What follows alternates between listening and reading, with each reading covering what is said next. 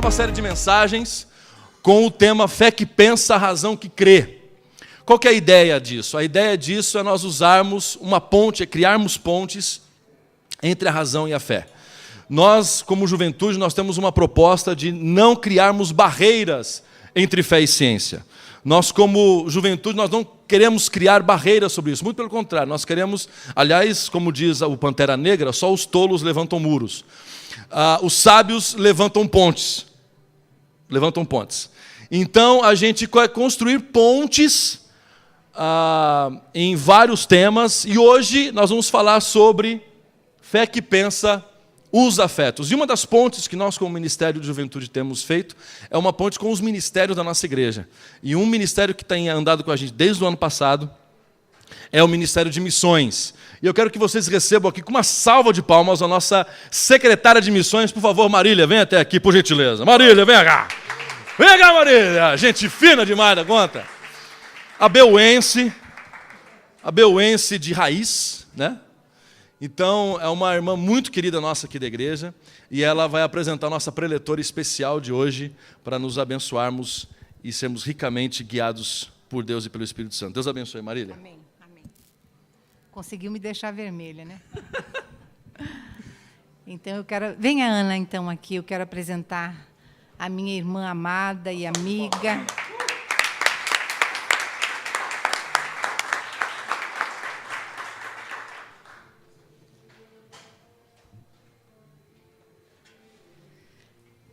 Então, a Ana, a gente já caminha junto há uns 15 anos, e ela pertence à Primeira Igreja Batista de Curitiba, e ela tem uma clínica de psicologia, onde ela ministra cursos de crescimento emocional, já há 15 anos, e também lá, junto com ela, trabalham mais 2 psicólogos cristãos que atendem na clínica.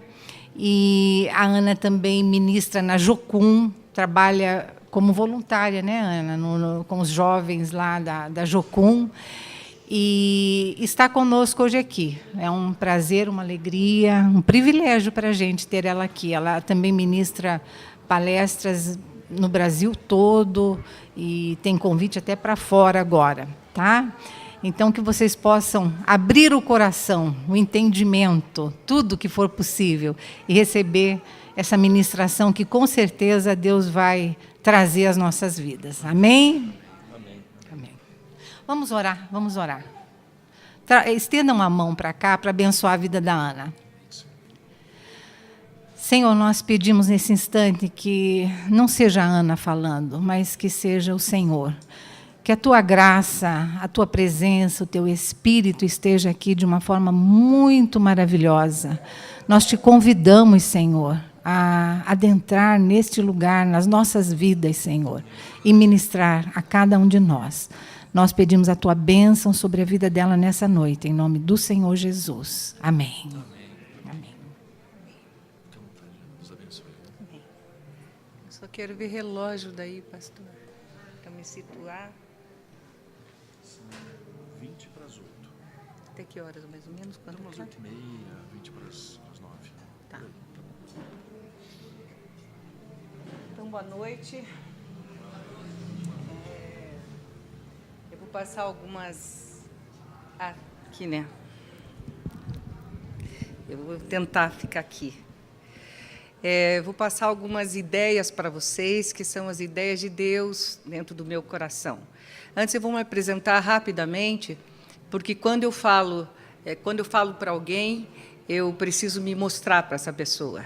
Eu não vou poder saber da vida pessoal de vocês, mas eu sei que vocês são pessoas que querem conhecer a Deus, que querem crescer. Então, alguma coisa a respeito de vocês, eu, de alguma forma, já sei. Tá? Então, meu nome é Ana Maria, meu esposo está aqui.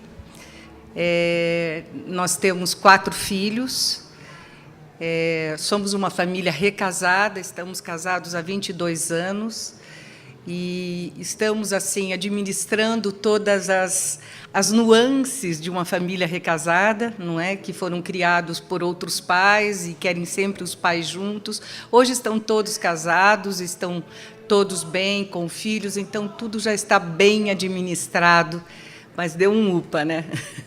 Para poder acertar tudo.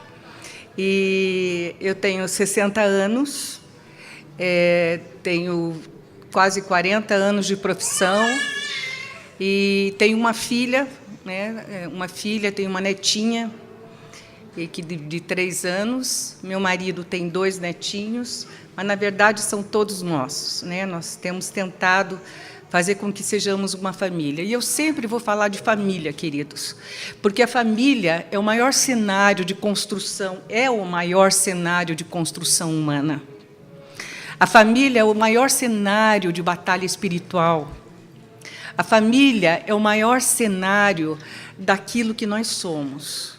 Para vocês terem ideia, 80% do que nós fomos foi absorvido até 7, 8 anos de idade. Então, eu queria que você parasse um momento e pensasse, como foi tua vida até 7, 8 anos de idade?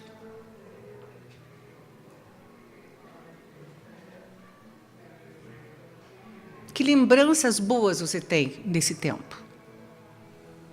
Que lembranças prazerosas? Que imagens interessantes você guarda no teu coração? E que imagens dolorosas você pode estar guardando dentro do teu coração? Quando você lembra do seu pai, qual a primeira palavra que te vem?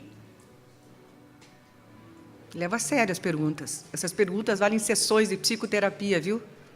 Hoje eu não cobro, hoje eu trabalho muito a nível missionário, mas já cobrei muito por essas sessões. Qual a primeira palavra que vem quando se pensa no seu pai? Na sua mãe?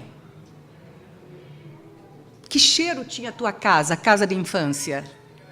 Todo mundo fez assim. Eu lembro do cheiro da casa da fazenda, que eu pareço assim, ó, que nem esse salgado aqui, dá vontade de ir para lá. Aquele cheiro de cera, cheiro de queijo, cheiro de porco, de torresmo de porco, não sei se vocês conhecem isso, uma delícia. Esse cheiro me traz vida, me traz família. Então, os cheiros, os sons, os olhares, são marcas que ficam todas e absolutamente todas gravadas no teu cérebro.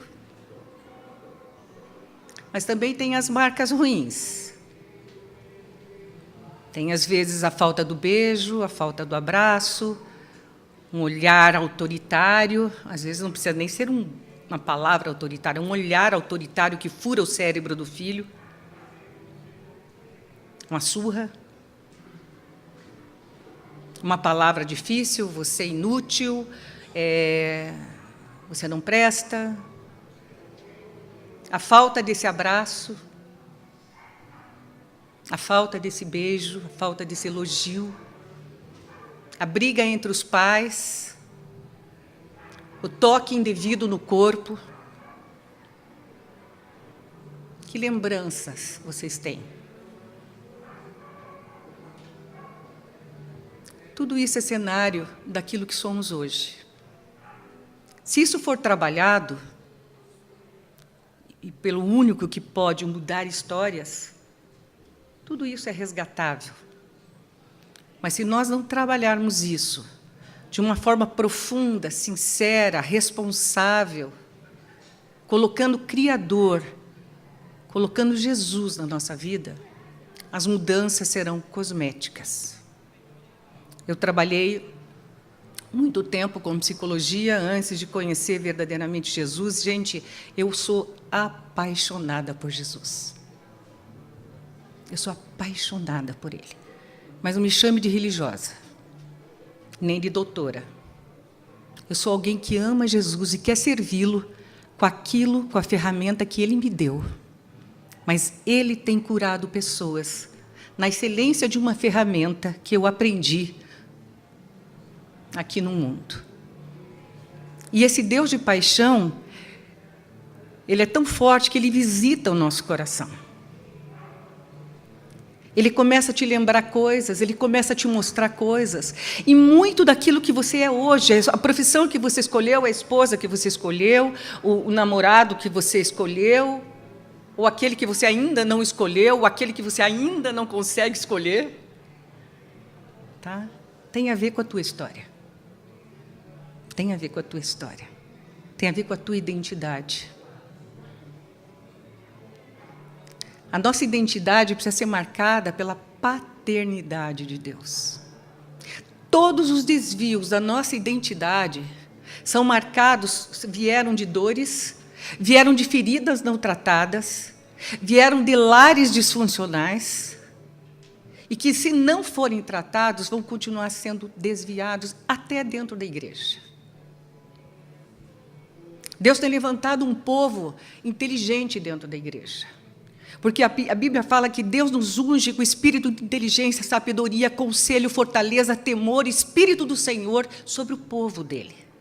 Deus vai usar ferramentas, mas ele unge com sabedoria, e eu tenho até ensinado as pessoas a fazerem orações inteligentes. Porque às vezes nós fazemos orações atravessadas, às vezes fazemos orações atemporais. Jesus chegou e falou: Pai, é chegada a hora. Ele sabia exatamente a hora e o momento que ele ia viver. Ele estava preparado para aquele momento, onde ele teria que suportar todas as coisas. Ele levou sobre si todo o pecado, toda a dor, toda a mazela, toda a vergonha sobre si. Ele foi o santo que virou pecador, que levou o nosso pecado, para que nós, pecadores, fôssemos santos. Há uma troca de mentalidade, há uma troca de identidade, há uma troca de espiritualidade, há uma troca na cruz. Nós precisamos entender o que Jesus fez na cruz, e nós podemos adequar isso ao comportamento humano. Porque a sede da batalha espiritual está aqui, naquilo que você pensa, naquilo que você sente, porque a forma como você se olha, é assim que você vai ser. É assim que você vai se colocar. A forma da forma como você se interpreta tem a ver com as interpretações que você recebeu da tua casa, com as lentes que teus pais te passaram. E se eles não foram curados, e ninguém é totalmente, gente, só Jesus foi perfeito, vão marcar a nossa vida, mesmo eles amando-nos de uma forma maravilhosa. Eu tenho só essa filha, e amo minha filha, que eu não hesitaria dizer que daria vida por ela.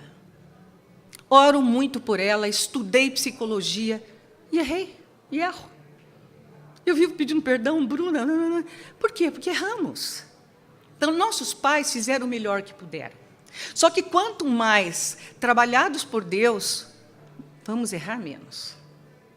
As marcas vão ser mais leves, e a condição de resgate muito maior. Então, eu amo família.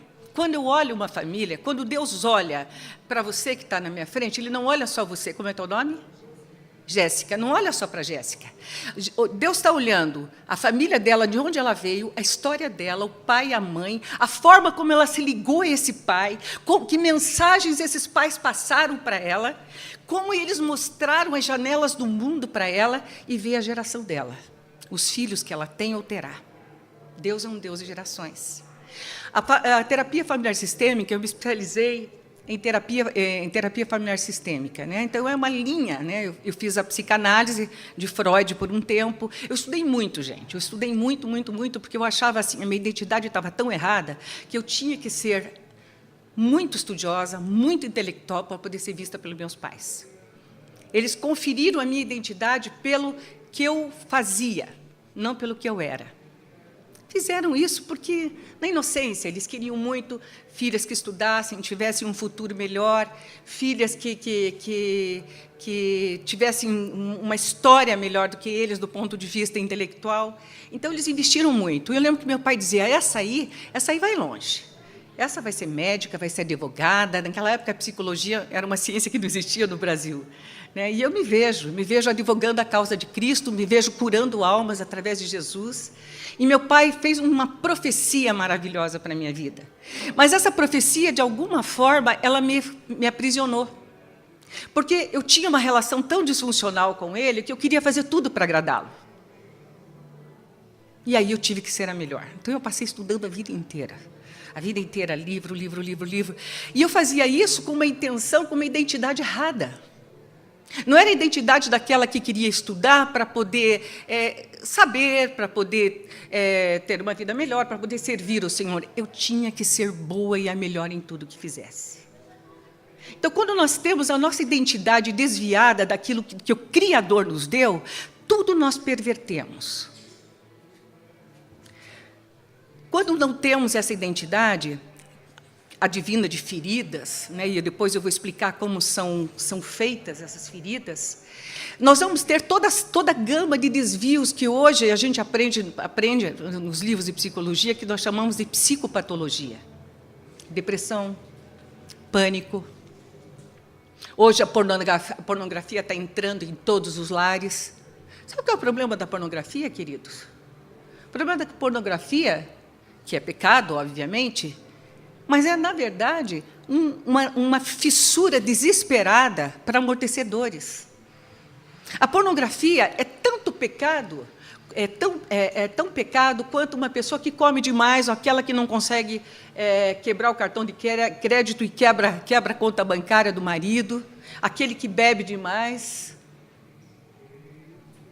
Porque a identidade não está de filho, e tem um buraco existencial tão grande na alma, tem feridas não curadas, que são brechas que o diabo toma, brechas que a alma toma, e ele é tomado por essas brechas que o inimigo e que ele mesmo não conseguiu lidar. Aí nós vamos para toda a sorte das perversões, sejam até a questão da identidade sexual. E nós sabermos quem nós somos, mulher, homem, gerarmos família, ser filha. A minha maior tristeza, hoje eu glorifico a Deus, mas eu vim de um lar tão disfuncional que a minha identidade sexual foi muito atrapalhada. Eu não tive problema, não tive desvio com o homossexualismo. Mas foi um problema sexual da mesma forma da questão do homossexualismo, do voyeurismo, que é aquele que sente prazer sexual olhando, que é o voyeur, a pessoa presa na pornografia é um voyeur. Ele tem prazer olhando. Voyeur significa olhar em francês, né? Então, todos esses desvios vêm da falta de identidade. A minha falta de identidade não era a identidade de uma filha amada de Deus, de uma filha amada do Pai. A minha identidade era de uma filha que foi muito machucada por um pai. Uma filha que não conseguiu sentir a presença de um pai que dá segurança, que dá um toque correto no corpo, que dá um olhar correto de um pai protetor. Mas a disfuncionalidade do meu lar me fez refém na área sexual. Eu me casei e não conseguia me relacionar sexualmente com meu esposo, a primeira vez. Porque dentro de mim habitava uma criança, existia uma adulta que amava seu marido, mas uma criança ferida que não conseguia lidar com as vicissitudes e com as demandas de uma vida adulta, sexualmente adulta. Porque a criança que habitava em mim tinha medo de sexo, tinha medo de homem, tinha raiva de homem, só que eu não sabia. Então, eu tenho uma história meio complicada, mas eu quero dizer para vocês que foi tudo resolvido, tá? Eu quero dizer para vocês que hoje meu pai está na glória, eu levei ele para Jesus, eu perdoei, eu sempre honrei meu pai, eu uso o nome dele para que essa situação, não para desonrá-lo, mas para poder dizer que ele também foi ferido. Depois eu soube da história dele, ele teve uma história horrível. E eu pude levá-lo para Jesus, levar minha mãe para Jesus, porque quando você tem um pai, uma relação incestuosa com um pai, você tem uma mãe infantilizada que não consegue ver o que está acontecendo debaixo daquele cobertor. E todas essas mazelas foram resolvidas, mas fizeram de mim uma pessoa depressiva, triste, exigente, autocrítica, que fez escolhas erradas. Porque quando a gente é ferido, a gente vai encontrar alguém ferido também. Eu só dei certo quando eu estava curada e pude escolher alguém que estava curado e pôde me dar um relacionamento absolutamente terapêutico. Jesus veio para religião significa religar. Jesus veio nos religar com o Pai. Houve o pecado original, Adão e Eva foram expulsos do paraíso, perdemos toda a ligação com Deus, e Jesus providenciou um plano para que nós fôssemos religados ao Pai através da face de Cristo Jesus. Então, Jesus é um Deus de relacionamento, Jesus é um Deus de famílias. Jesus, Ele sabe que esse mundo jaz no maligno e que a gente vem de famílias disfuncionais. E que todos nós, por algum motivo, mais ou menos, espero que aqui não tenham muitos com a minha história, tenham sido, quase todos foram marcados, espero que nem tanto quanto eu. Mas eu tenho ministérios da Jocum que eu escuto coisas escabrosas e vejo pessoas transformadas. Então eu quero dizer que esta noite não é uma noite só para vocês receberem uma intelectualidade de uma psicóloga que veio ensinar. Nem uma noite só de culto a Deus. Nós vamos juntar as duas coisas, aquilo que o pastor falou. Nós vamos trabalhar a nossa espiritualidade num Deus vivo, num Deus que fala ao teu coração, tá? Com as ferramentas que fazem você expor o teu coração a esse Deus. Então eu não vim ensinar, eu vim influenciar vidas. O meu papel não é ficar só ensinando, é abrir a mentalidade para que as pessoas se revejam, porque eu estou assim cansada de ver até dentro da igreja muita gente em pecado, aliviando tensões no pecado porque tem dores horríveis. Homens que não conseguem abraçar sua esposa porque lembram da forma, não conseguem nem lembrar da forma como eram tratados pelas mães. Mulheres que não conseguem abraçar seus esposos porque foram machucadas pelos pais. Obrigada, querida. Mulheres agressivas, porque a sistêmica fala que nós reproduzimos padrões. Você vai começar a perceber que muito dos teus pais habita dentro de você. Você reproduz padrões. Então, nós precisamos começar a ter uma vida espiritual inteligente, no sentido de dizer, Deus me mostra. E eu quero dizer para vocês que 3 anos depois que eu me converti após uma depressão muito grande, após a separação do primeiro casamento, entrei numa depressão profunda, e eu comecei daí a encontrar Jesus, eu abri a Bíblia, e eu falava, olhava para o céu desesperada, abria a Bíblia, ali caía um versículo que aquilo falava ao meu coração, eu dizia, meu Deus, esse negócio funciona. Tem alguém que fala comigo lá do céu, através desse livro. Eu vivia nos livros, mas não, era algo diferente. Porque Deus vai falar o teu espírito, Deus vai falar o teu coração. Ele vai dar um jeito, desesperadamente, Ele vai arranjar um jeito de falar a você. Mas você vai ter que se antenar. Você vai ter que conversar com Ele. Vai ter que abrir teu coração. Se desmontar, tirar tuas couraças, eu estou bem, está tudo jóia, eu dou conta. Eu vivia dizendo que estava tudo jóia, que eu dava conta. Entrei numa depressão que quase morri. 3 anos depois que eu conheci Jesus, que eu tive experiências com Ele, que eu entendi que Ele era Deus, que Ele me tirou da depressão, que Ele me tirou do pânico, que Ele começou a organizar a minha vida e a vida da minha filhinha, porque naquela época a Bruna sofreu as marcas de toda a minha dor. Quando nós somos marcados, nós marcamos os nossos filhos. Por isso que eu estou feliz de ter jovens aqui, porque se vocês se prepararem antes, vai ser tanta economia de sofrimento, vai ter tanta coisa boa para viver. Meu marido e eu, nós às vezes ficamos orando, nós gostamos muito de orar, e aí nós dois já choramos muito, né? Quanta coisa a gente não acertou, quanta coisa a gente podia ter feito diferente, agora a gente está correndo atrás, né? Embora nossos filhos sejam meninos valorosos, nós falhamos, né? Então, o que eu quero dizer para vocês é que Deus é um Deus que fala. Eu lembro que eu abri a Bíblia e eu sentia uma dor. Apesar de eu sentir a presença de Deus, eu sentia um vazio, eu sentia uma dor, uma coisa horrível. E aí eu começava a abrir a Bíblia e na Bíblia estava escrito, invoca-me, te responderei coisas grandes e ocultas que não sabes. E eu dizia, mas o que tem de oculto, Deus?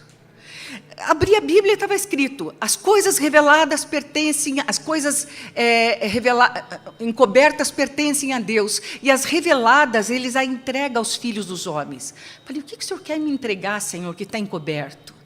Daqui a pouco eu ia para Mateus 18, aquilo falava comigo: se você não perdoar do íntimo, você está na mão dos verdugos. Verdugos significa atormentadores. E aí, a partir de uma série de coisas que eu não vou me deter, porque eu quero trabalhar um pouco mais a matéria aqui, eu fui tendo flashes de abuso sexual, que eu acho que deve ter acontecido desde 2 anos de idade. Fui tendo flashes de lembranças, e cada lembrança me jogava na cama, com depressão, com pânico. E eu fui subsistindo tudo aquilo, tomando remédios, fazendo terapia, sendo discipulada, tendo uma vida muito firme de oração e de obediência a Deus, porque não adianta sair pecando, gente. Pecou, abriu brecha, o diabo entra. O diabo não tem poder, desde que você não dê poder a ele através do pecado. Né? Então, e aí Deus foi começando a construir minha vida e me preparar. Mas a minha identidade era de filha que não era amada, que era usada. E eu passei um tempo da minha vida me relacionando com pessoas que me usavam. Usavam assim, não no sentido sexual, mas eu me barateava, eu não sabia o valor que eu tinha. Eu não sabia que eu era uma mulher bonita. Eu fazia escolhas que me degradavam, porque dentro de mim, o que eu via era uma menina machucada, feia, usada, se sentindo prostituída e ainda traindo a mãe. Não houve sexo total, houve só molestação, mas houve uma total defloração da infância, da minha sexualidade, da minha posição de criança e de mulher. Mas eu quero dizer para vocês que quando você tem um lar muito disfuncional, você vai trazendo essas feridas vão trazendo feridas para a tua geração, e você vai se sentindo uma pessoa sem valor. E talvez você use coisas para poder se achar com que tem valor.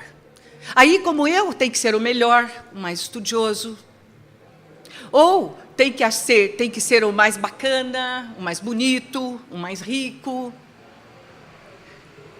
Identidade baseada naquilo que você faz, não no que você é. Então, se perguntam para mim: Ana, quem você é? Então, se eu perguntar para a Jéssica: quem você é?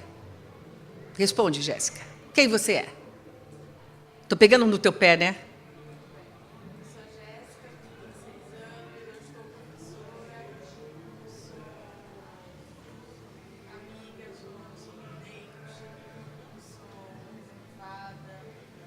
Tá. Ela marcou a identidade dela com as coisas que, de alguma forma, ela faz. Eu sou amiga, sou sorridente, eu sou professora, eu sou as coisas que ela faz. A nossa identidade não está baseada no que nós fazemos. Nossa identidade está naquilo que somos. Eu sou amada do Pai. Tudo que uma criança quer é receber o amor, o toque, o abraço, o sorriso, o elogio, se sentir seguro, sentir que pertence a um pai.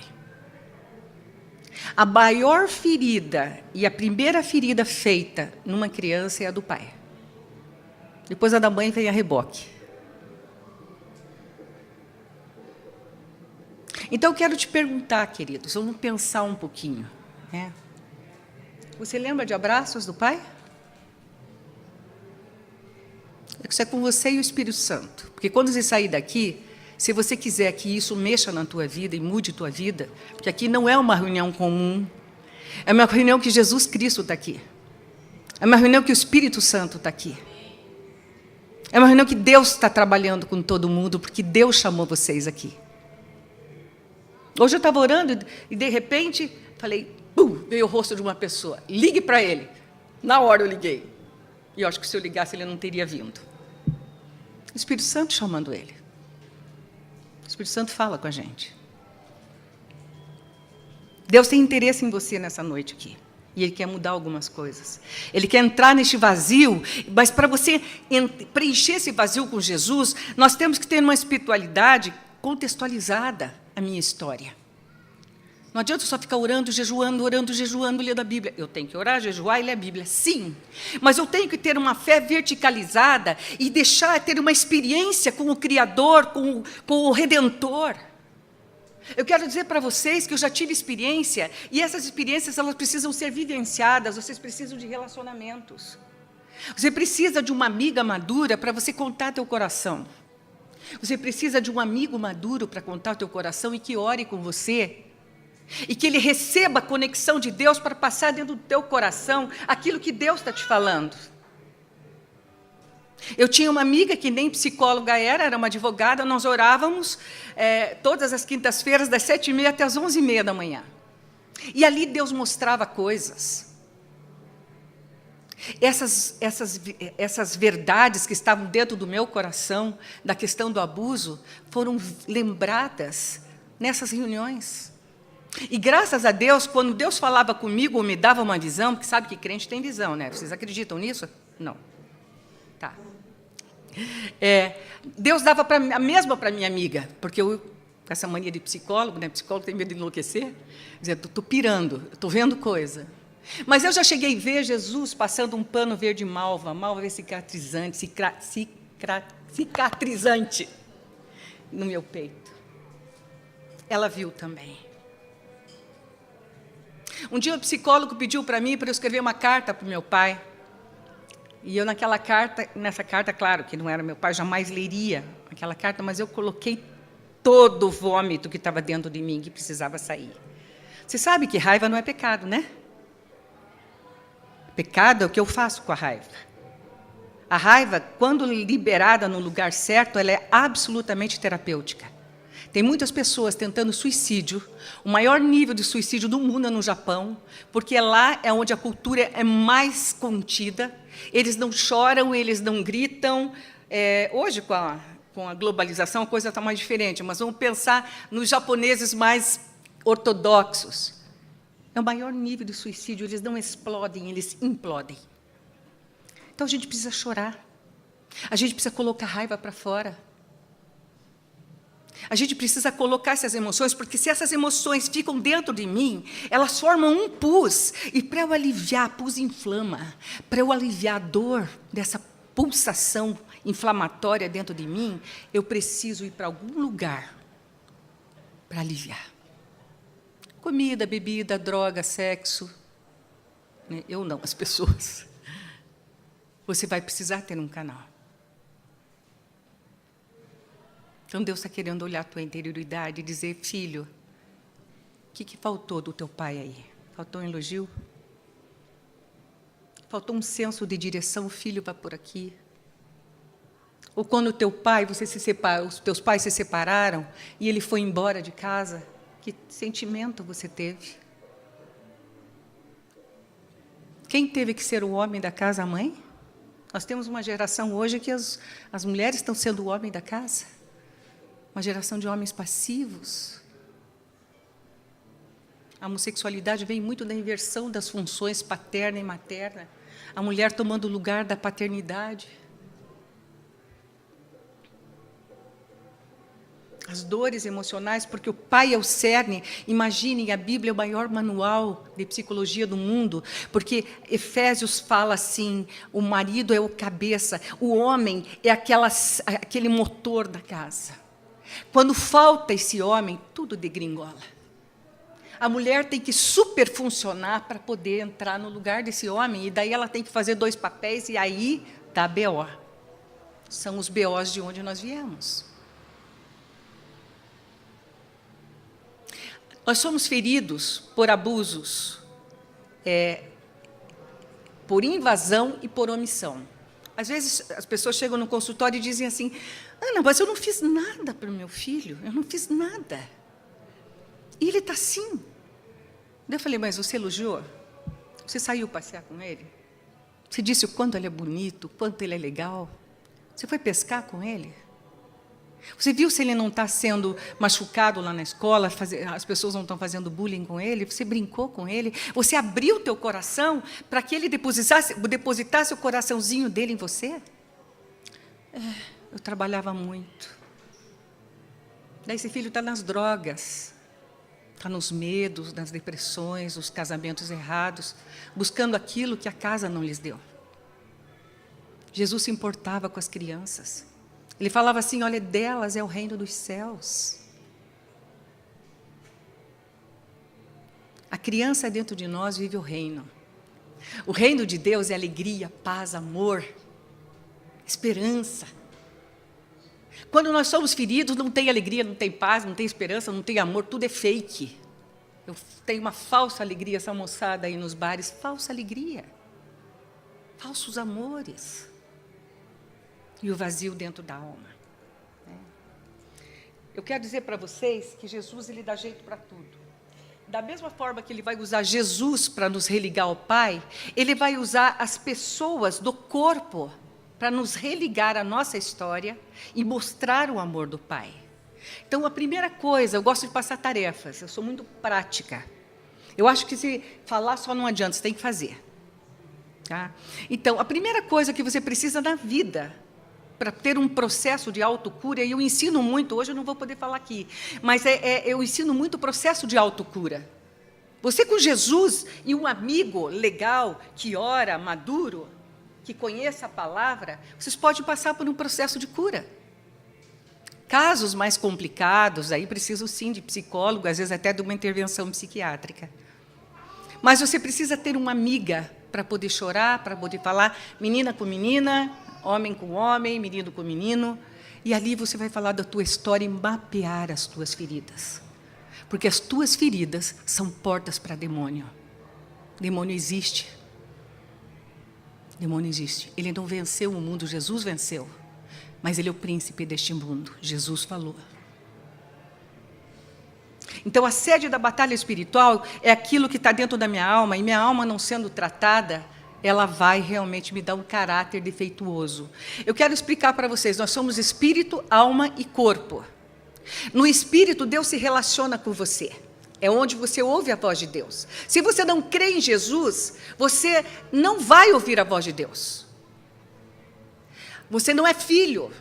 Se você crê em Jesus, você é filho, você é ovelha. E a Bíblia fala que as ovelhas do Senhor ouvem a voz dele. Eu quero desafiar vocês a passarem conversando com Jesus e ouvindo a voz dele. Eu quero desafiar vocês a colocarem a espiritualidade dentro da história de vocês, porque se eu não colocasse a espiritualidade dentro da minha história, eu não estaria casada, eu não estaria tendo um casamento feliz, nós não estaríamos com os nossos filhos ao nosso redor e nossos netinhos. Eu não estaria com 60 anos, ainda falta um pouquinho para Deus me curar, viu? Porque santificação é um processo, identidade é um processo de santificação. Ainda falta um pouquinho da identidade, da autoestima da minha vida. Mas assim, eu não estaria com 60 anos me sentindo bem, uma mulher bonita. Porque Deus vai restaurando a nossa imagem. Então, nós precisamos entrar num processo de colocar essa espiritualidade numa oração inteligente. Jesus, o que está acontecendo comigo? Fazer perguntas. No consultório, o psicólogo quase não fala, ele faz perguntas. Ele faz pergunta, tem que falar mais aqui agora, né? Nós vamos vencer. No consultório, o psicólogo faz perguntas para levar as pessoas a pensarem.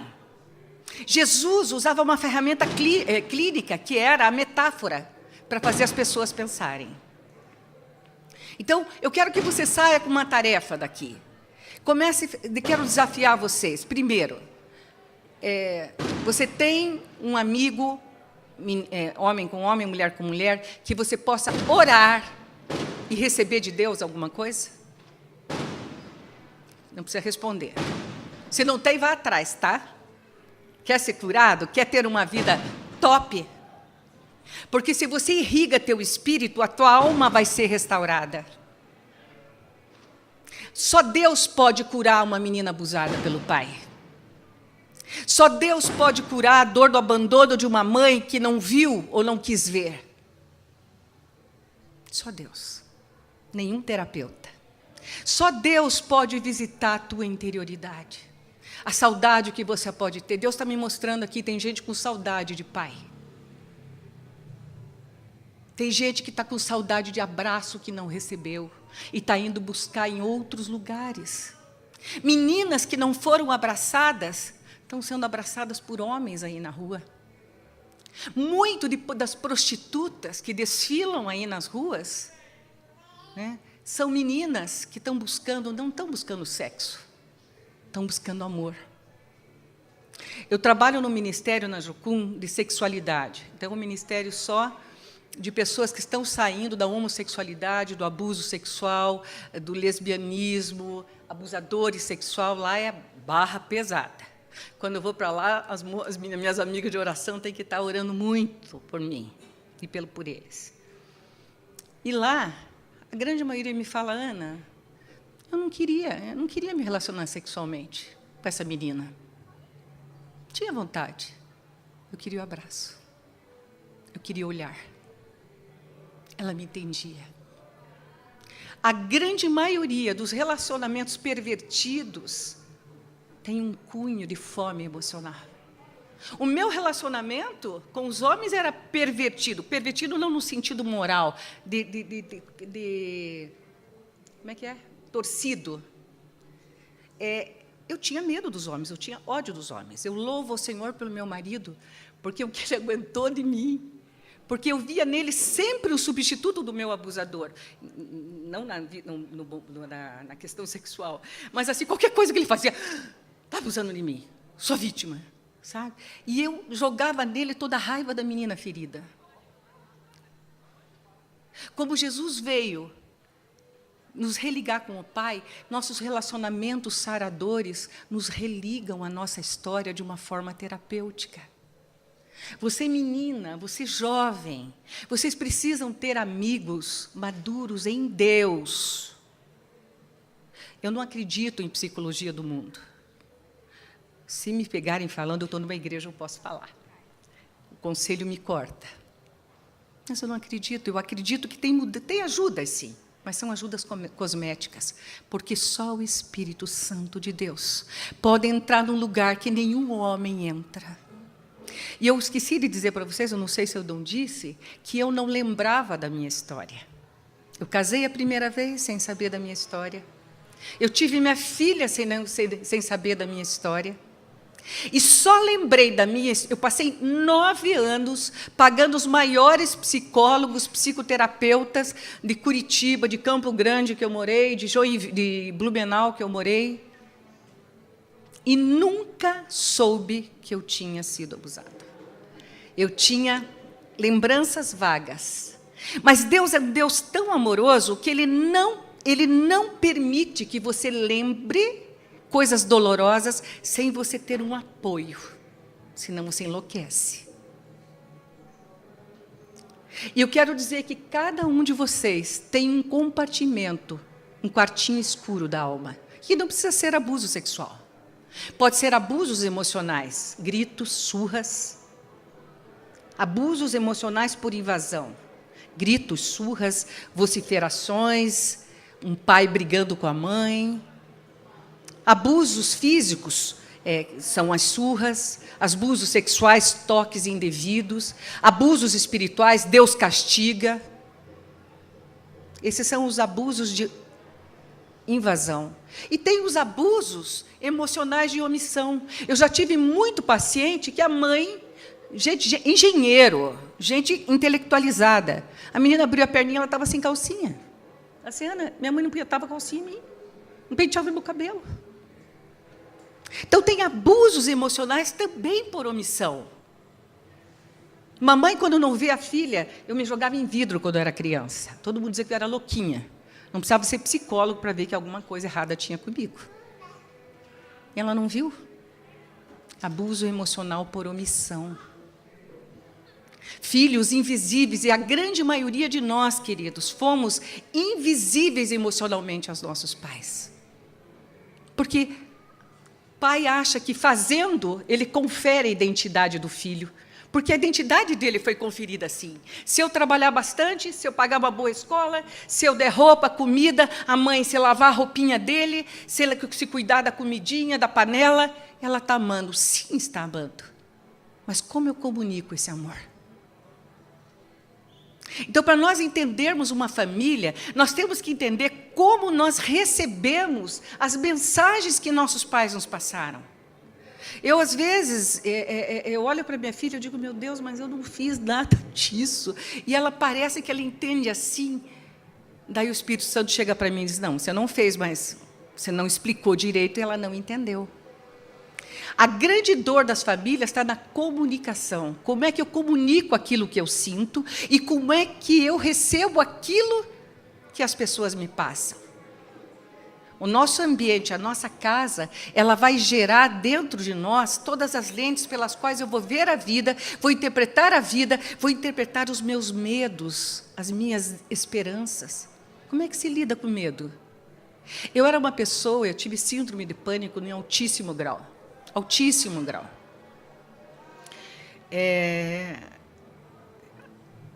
O meu cativeiro era o medo. Por quê? Porque eu senti muito medo quando criança. Todas as memórias que passamos dentro do nosso cérebro, elas jamais são apagadas. Isso foi uma pesquisa neurocientífica. As nossas memórias, todas as dores, todos os prazeres, tudo aquilo que nós vivemos na nossa infância, jamais foi apagado. Está aqui. Se eu começar a pensar na minha história, eu vou... Mas acontece que eu aprendi que com Jesus eu pude ressignificar a minha história e reeditei uma nova história com a palavra de Deus. E hoje eu não sou abusada, eu não sou uma sobrevivente. Eu sou uma vencedora e uma vivente que tem usado a história para arrancar muita gente do cativeiro através do poder de Deus. Deus vai usar tuas dores para você abençoar vidas, porque nós não viemos aqui, gente, só para trabalhar, comer e dormir. Jesus está voltando. Nós viemos aqui para produzir vida na vida das pessoas. E jovem tem vida. Jovem tem vida. Eu estou com 60, eu acho que eu ainda tenho um bom tempo aí para produzir coisa boa. Nós oramos bastante, né, Zé Luiz, para a gente ter vida com qualidade de vida, para produzir coisa boa e para aproveitar a vida também. Quanto tempo eu tenho? Não quero passar? Já passei? Hã? Tem meia hora? Tá. Ok? Então, comecem a pensar. Né? Eu quero dar uma tarefa para vocês. Pensem em eleger um amigo maduro, uma amiga madura, para vocês orarem e conversarem. Segundo, gente, eu não terminei a minha história, eu sempre esqueço. Eu esqueci do abuso. E eu fui lembrando, já contei, e eu fui lembrando. Então, o que eu quero dizer? Que nós temos esses quartos escuros que só o Senhor vai colocar luz. Deus me deu uma palavra para vocês hoje, eu estava orando aqui, deixa eu só me achar. Ela fala assim, está em Coríntios, que fala assim, das trevas resplandece a luz. Ele mesmo brilhou em nosso coração para a iluminação do conhecimento da glória de Deus na face de Cristo. Então, Deus resplandece no coração da gente. É Ele que coloca a luz e vai mostrar os teus quartinhos escuros, as tuas dores. Às vezes você até lembra, querida, você até lembra da surra, do pai indo embora, da mãe chorando, da mãe com depressão, você até lembra. Mas você, às vezes, lembra do fato, mas se desconecta do sentimento. Então, nós trabalhamos muito em terapia, muito no consultório. Ana, eu lembro que eu fui abusada, eu lembro que meu pai foi embora, minha mãe ficou chorando, mas eu não senti nada. Ah, é? Tá bom. Começa a conversar, começa a falar. Me lembre daquele dia que você saiu, como é que você estava, o que você estava vestido, o que você estava comendo, aonde você foi. E ela começa a falar e começa a chorar. Meu pai foi embora, eu vi a porta fechando, ele depois não ligava mais, minha mãe chorando. E daí começa a lembrar o impacto daquele acontecimento dentro do coração dela. Então, nós temos que orar pedindo, Deus, descongela as minhas emoções. Porque as nossas emoções congeladas, eu passei 32 anos com uma história escondida. E, gente, isso não é coisa de gente maluca, tá? Nem de psicólogo. Se vocês pegarem N livros de psicologia, livros cristãos e não cristãos, falam de crianças, e um grande número de pessoas foram abusadas e não lembram, porque o abuso é um trauma que fere mentalmente uma criança. E não estou falando só de abuso sexual, gente. Quantas coisas faltaram? Eu vou perguntar para vocês, pensem um pouquinho. Quantas vezes você lembra teu pai abraçando você e te elogiando? Feche os olhos um pouquinho e pense.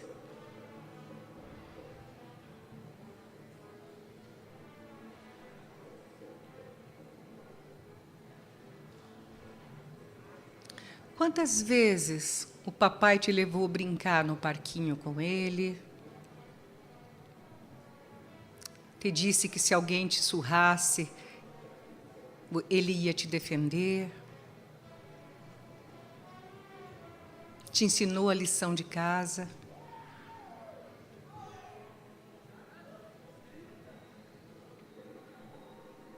Está pensando, querido. Aproveita, o Espírito Santo está aqui, não perca tempo. Se você não resolver, começar a resolver isso agora, a vida vai querer que você resolva mais tarde. Não perca tempo. Como é que você via seu pai tratar sua mãe? Você via eles se beijarem, namorarem?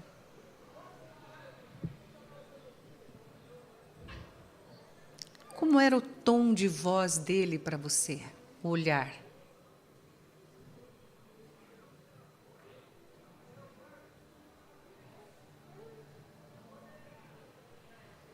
Saibam que essas memórias que Deus está trazendo, e se você não está lembrando, Deus vai trazê-las, se você permitir, é óbvio, porque Deus não invade ninguém. Essas memórias podem ser o começo de algo muito, muito bom dentro do teu coração. Se você já é legal, você vai ficar mais legal ainda. Se você tem alguma dor, Deus vai te curar. Porque você vai aprender a fazer uma oração de filho. Vai se fechar no teu quarto e dizer: Jesus, eu me lembro disso, eu não me lembro daquilo. Gente, tem gente que não lembra nada da infância. Quando você não lembra nada da infância, é porque o negócio pegou. Ferrou. Porque a gente não quer lembrar o que dói. Diga: Deus, eu quero que o Senhor abrace a minha criança, porque eu quero ser um adulto livre, sem cativeiros, arrancando as pessoas do cativeiro. Eu não quero ter uma vida ministerial, eu não quero ter uma vida profissional baseada na minha força humana, mas eu quero ter algo na dependência do Senhor.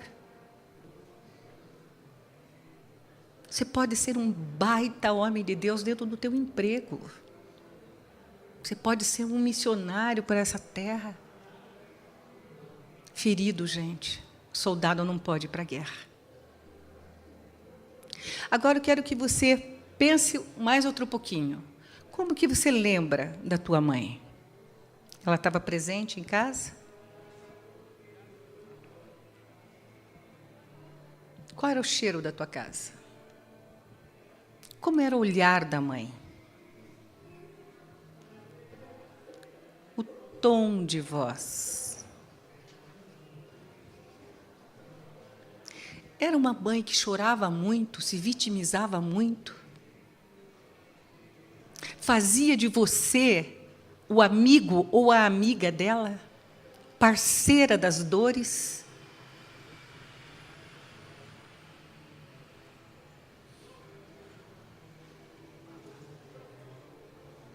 Era a mãe que chorava porque o pai estava o dia inteiro na televisão, quando chegava do trabalho, só na televisão, e era inexistente dentro do lar.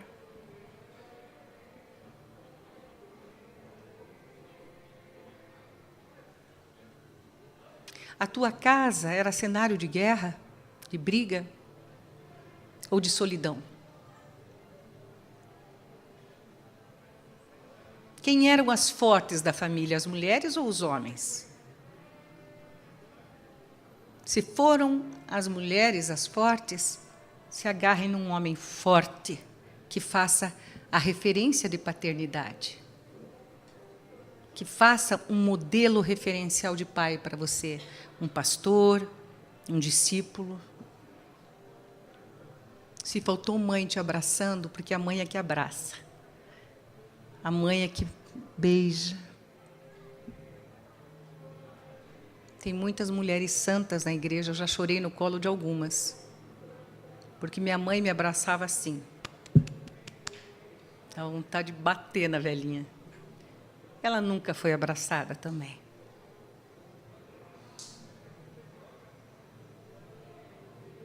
Como é que você veio de um lar onde você foi controlado para tudo? Onde você não teve liberdade de escolha? Onde você foi obrigado a vir para a igreja? Ou você foi conduzido por um Deus apaixonado por você? Teus pais mostraram o rosto amoroso de Deus para você? Tem outro versículo que eu sou apaixonada, que quando Deus ele fala 2 vezes audivelmente dos céus, e as pessoas escutaram, ele fala 2 vezes, este é meu filho amado, em quem me comprazo, em quem tenho prazer. Ele podia dizer, esse é meu filho amado que é santo. Ele podia passar a eternidade falando de todos os atributos de Jesus, porque Jesus era maravilhoso, é maravilhoso. Ele não falou de nenhum atributo de Jesus. Ele falou, eu tenho prazer. Eu tenho prazer. Você teve relações prazerosas com teu pai, com tua mãe, quando criança? Você brincou, você foi abraçado, você foi ensinado. Às vezes precisamos ser disciplinados, levar uma palmada, sim. A relação que dá autoridade para pais, viu, homens, é a relação do prazer. Quando você ganha o coração de um filho, você leva ele onde ele quer. Vá pescar com ele. Pega uma menina e leve para o shopping, uma adolescente. Você leva onde ela quer, porque você ganha o coração dela. A Bíblia fala que o coração dos pais tem que se converter aos filhos e dos filhos aos pais. A conversão do coração de um pai ao filho tem muito a ver com toda a mensagem. Falta 15? Com toda a mensagem que ele passa para o filho, e ele precisa entender qual o impacto dessa mensagem. Então, os pais precisam perguntar, filho, o que você está sentindo? A grande maioria de vocês vai dizer, não sei. Quantas pessoas eu atendi no consultório? Olha, gente, eu já atendi tanta gente, quase 40 anos fazendo psicologia. Iam pessoas lá diziam, olha, eu não sei o que eu tenho, o médico me mandou aqui. A pessoa com a vida destroçada, mas totalmente desconectada das suas emoções. Eu quero dizer que Jesus é um Deus emocional. É um Deus que chorou. Quando Lázaro morreu, e ele era amigo de Lázaro, a Bíblia, o versículo mais curto da Bíblia está escrito, Jesus chorou. Por que cuida de falar desse versículo? Que diferença faria no contexto bíblico uma lágrima de Jesus? Para ele mostrar as emoções dele. Eu não estou dizendo, e nem vim pregar só sobre emoções, porque a Bíblia fala que nós temos que nos transformar, renovando a nossa mente. E a Bíblia fala que nós temos que ter um culto racional. Muitas vezes eu não tenho que lidar só com as minhas emoções, eu tenho que lidar com aquilo que a razão me pede. A razão perante a obediência a Deus. Então, tem coisas que a gente tem vontade de fazer, porque as nossas emoções são muito voláteis, flexíveis e, às vezes, corruptas. Então, tem coisas que eu simplesmente não posso fazer. Eu tenho que ter esse culto racional, dominar a minha emoção. Então, quando eu falo muito de emoção, não pense que nós vamos ficar num oba-oba, não. Porque o Evangelho é muito sério. O Evangelho é muito responsável. Só que é uma seriedade, uma responsabilidade baseada no amor. Baseada no amor. Só o amor pode transformar. E eu vou dar uma notícia muito boa para vocês. A notícia é que você não precisa fazer força para mudar. Você já viu uma macieira fazendo força para produzir maçã? Já viu? Produzir uma maçã, produzir a segunda maçã. Já viu? Ela produz porque a natureza dela é produzir. A tua natureza é de Cristo. Você é filho. Jesus está aí dentro. O Espírito Santo está dentro de você. Então, Ele vai começar a produzir coisas em você que você diz, meu Deus, estou mudando. Eu, quando olho para mim, digo, meu Deus do céu, como eu mudei. Se eu olhar esse tempo de conversão que eu tenho, eu sou outra pessoa. E eu não fiz força, obviamente, eu tive que ter um planejamento para a minha vida, direções, eu sabia o que era errado, mas eu tive que ter uma visão, um mapeamento de tudo, mas eu não precisei fazer força, porque a graça de Deus, pela fé em Cristo Jesus, ilumina meu coração, me fortalece, me mostra a personalidade de Deus na face de Cristo. Deus, para mostrar o rosto de amor, entregou um filho. Gente, eu sou mãe, eu preferia ir 1000 vezes por uma cruz do que ver um filho crucificado. Eu quero dizer uma coisa pesada, Deus matou Jesus. Ele não poupou o filho dele por você, por mim. Nós precisamos entender o que a cruz é, o que a cruz fez. Nós temos que sair da religião, moçada. Nós temos que entender que isso é vida, que eu posso trocar minha vida de derrota, de tristeza, de amargura, de esquecimento, de passado. Eu posso fazer tudo isso porque Deus muda a minha vida. Claro que é um processo, não é mágico. Mas é um processo onde você só é colaborador de Cristo, porque é Ele que muda. Ele que muda. Eu quero dizer para vocês, imaginem uma árvore, se vocês virem uma macieira cheia de maçãs e um fruto estragado, a primeira coisa que a gente vai fazer é querer tirar o fruto. Lá no consultório, os pais chegam, né, e dizem, olha, meu filho está com problema, está nas drogas, está indo mal na escola, o que está acontecendo? Tá, trouxemos ele aqui, vamos ficar todo mundo aqui na sala. E eu começo a trabalhar os vínculos.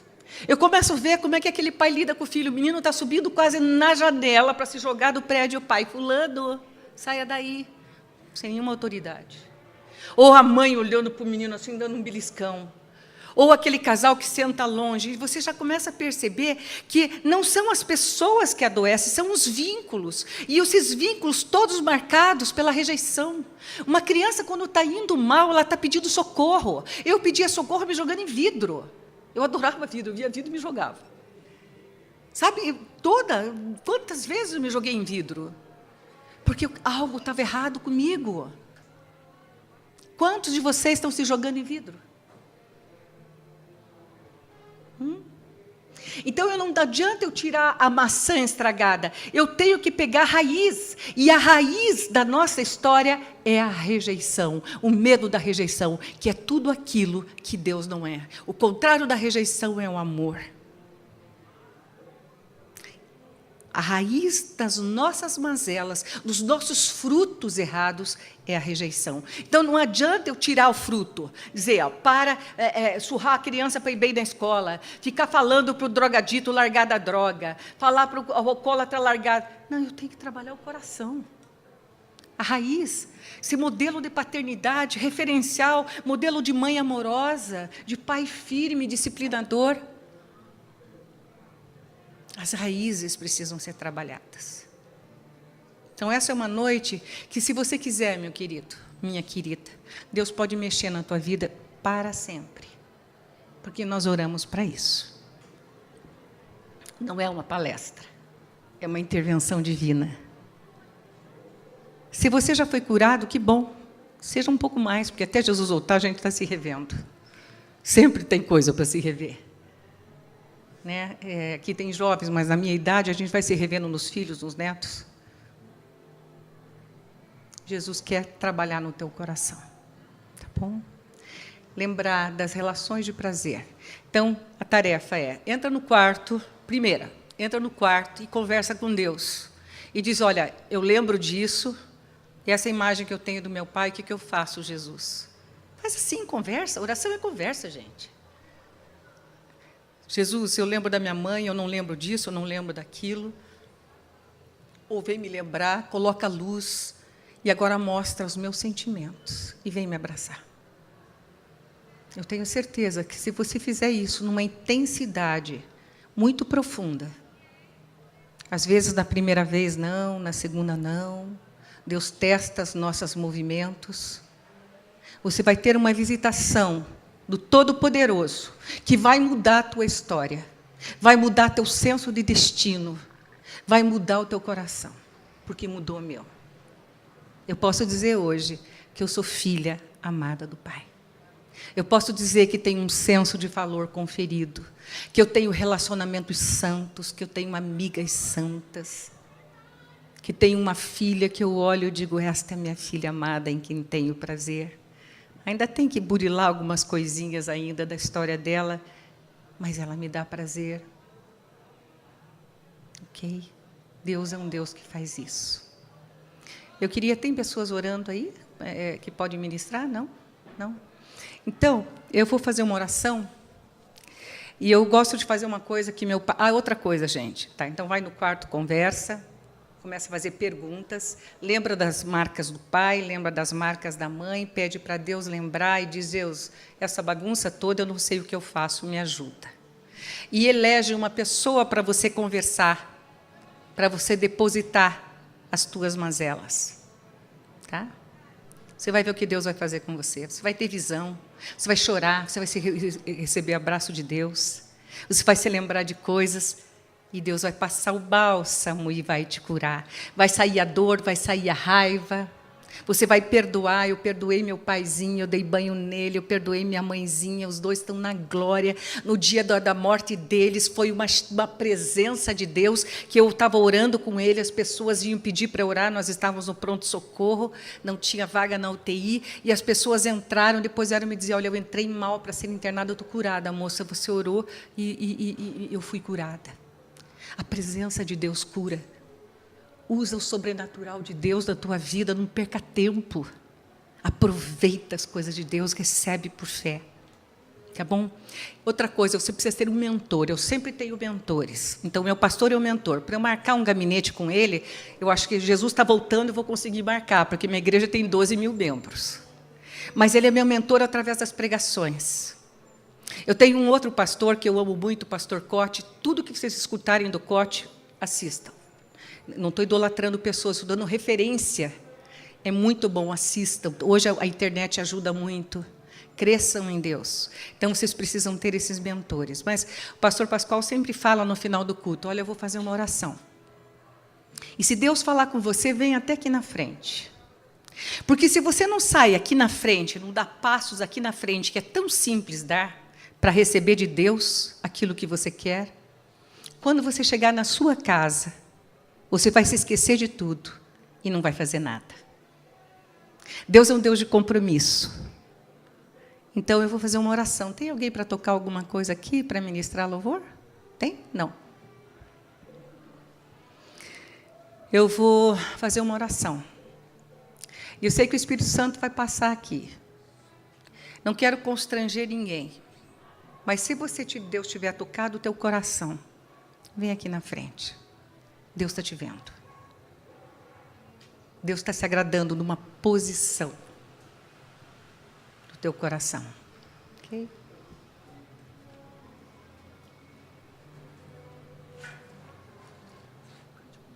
Não. O dedilhado bem baixinho. Amado Senhor, Tu conheces, Senhor Deus, o coração de cada jovem que está aqui dentro. Tu conheces o coração do menino, o coração da menina, onde houveram marcas, onde houveram dores, onde houveram falhas. Deus, nossos pais fizeram o melhor que puderam, mas nós temos que diagnosticar e mapear a nossa história, para não repetirmos aquilo que foi feito conosco. E eu quero te pedir, Espírito Santo de Deus, visita cada amado e cada amada aqui. Vem tirar as vestes, trocar as vestes. Espírito Santo de Deus, vem colocar a mitra, ó Deus, na cabeça. E, Senhor, vem purificar num só dia, como o Senhor fizeste, como tu fizestes com Josué. Passeia neste lugar, Jesus. Passeia, Espírito Santo. Abraça cada menino e cada menina. Abraça essas histórias. Trabalha no mais íntimo do coração, formatando a identidade de filho amado, de filha amada do Pai. Espírito Santo de Deus, o Senhor sabe o quanto custou cada um chegar até aqui. O quanto tiveram que vencer, Senhor. E eu quero te pedir, Espírito Santo, que haja rendição de coração essa noite. Que possa, Senhor, sair de todas as amarras, de todas as couraças, todas as autodefesas. E hajam crianças aqui, Senhor, desnudadas ao teu olhar. Meninos e meninas que vão pegar a mão para o Senhor e vão trilhar os caminhos que jamais trilharam. Deus, eu abençoo cada vida, em nome de Jesus. Amém. Deixa eu dar um abraço.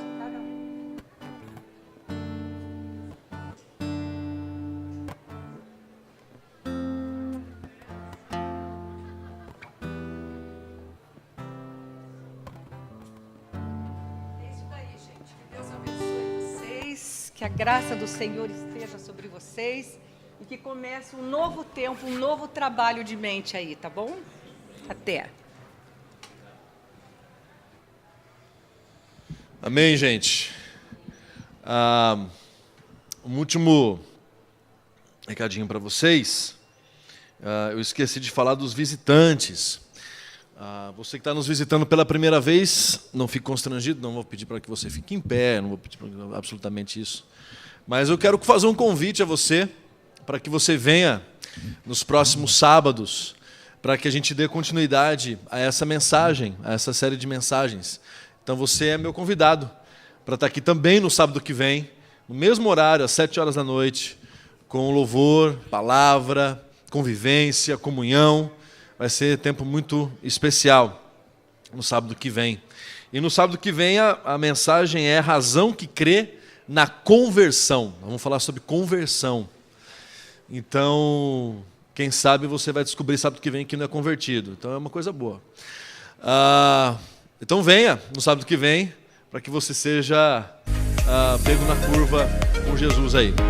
Gente, o café está aberto, você pode ir lá. E os nossos visitantes, aqueles que estão vindo pela primeira vez, vão ganhar um cafezinho gratuito, ou um Nescau, enfim, alguma bebida quente gratuito. É um mimo nosso para vocês, por terem vindo aí pela primeira vez. Que Deus abençoe, gente. Obrigado pela presença de todos aqui. Não esqueçam, caso você queira fazer uma ofertinha aí para a nossa Bíblia em Braille. Até sábado que vem, galera. Deus abençoe. Valeu, tchau!